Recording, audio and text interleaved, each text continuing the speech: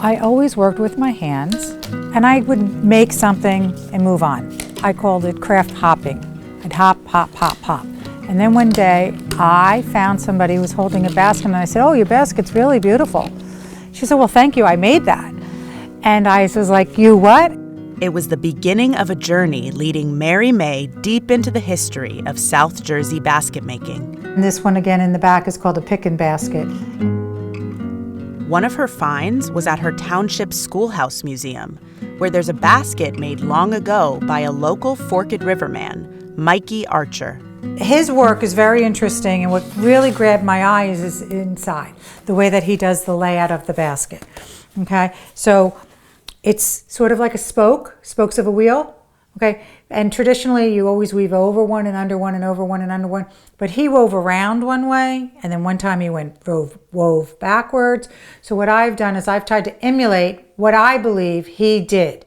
So you start the weave, and you go over one, under one, over one, under one, till you get to here, and then you double back, and then you come back, and then after you get to the third row, you will be, where is it? Right here, okay? You split, and when you split it, that will allow you to keep going around and around and around your basket. Another basket Mary found at the museum told a different kind of story. This is a charcoal basket, okay? It was used here in the Pinelands. Charcoal making was a common industry throughout the Pine Barrens for almost 200 years. And what you would do is you would take this basket, you would kind of like use it against your leg. You would rake in your coal. You would go like this. And the reason it's so large, because it's a two-person carry. So you would take the other side, I would take this side. We would walk it over to the wagon and just slide it and dump it in. Mary May's research inspires her work. This prized possession is a vintage pound fishing basket covered in tar to make it more durable. She's made blueberry baskets, backpacks, even a basket that was used to catch eels. This is the eel fyke, and so these are the tines in the bottom. So what you would do is you would bait your material, you would throw your bait in, and apparently bait is a secret. I wouldn't share with you what I baited for my fish, and vice versa.